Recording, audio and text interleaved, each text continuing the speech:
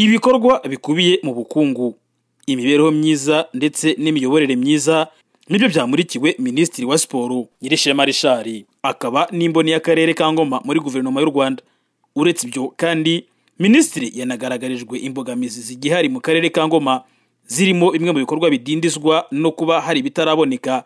Ibyo birimo nk'umuhanda Ngoma-Ramiro ukigaragarwaho n'ibibazo byo kuba hari bimwe mu bikoresho bitaraboneka, ndetse na stade ya Ngoma akarere katararangiza kwishyura rwiyemezamirimo kuko kakimurimo ideni rya miliyari 3, ari naho banahereye basaba imboni y'akarere muri guverinoma kwigira hamwe uburyo stade ya Ngoma yabyazwamo umusaruro.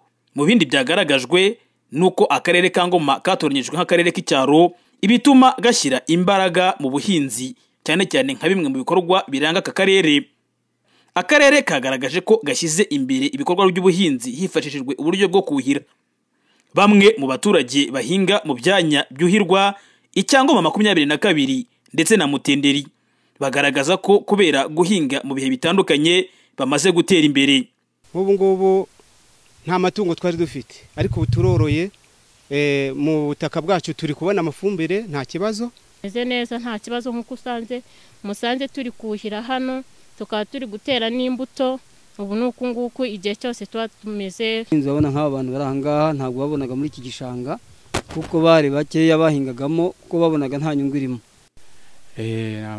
Mituweli nyitangira ku gihe, abanyeshuri mfite abanyeshuri 2 biga segonderi bariga, nta kibazo rwose mfite mu rugo ndaryoshye nta kibazo. Minisitiri wa Siporo akaba n'imboni y'akarere ka Ngoma muri guverinoma yasuye ibindi bikorwa bitandukanye birimo umuhanda Ngoma-Ramiro, uruganda rw'amazi ndetse n'ibindi bitandukanye. Yanasuye kandi ahari kubakwa hoteli ku kiyaga cya Mugesera izwi nka Lakeside.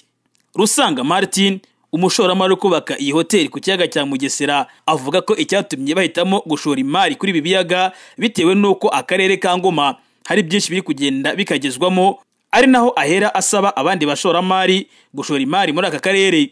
Ifite hectare zigeze muri 32 kugira ngo bazishyiremo imihanda uzakora ibintu ni amafaranga menshi cyane. Ubutaka buracyahari hirya no hino, ahubwo twabonye yuko n'abandi bantu baje kudusura babona iki gikorwa byarabateye imbaraga zo kugira ngo bazi nabo bagerageze gusa nkaho bahegera kugira ngo bashore imari mu bintu bijyanye na tourism. Minisitiri wa Siporo akaba n'imboni y'akarere ka Ngoma muri guverinoma Nyirishema Richard avuga ko ibyagaragajwe nk'imbogamizi agiye kubikoraho ubuvugizi kugira ngo bikemurwe vuba maze akarere ka Ngoma kakomeze gutera imbere.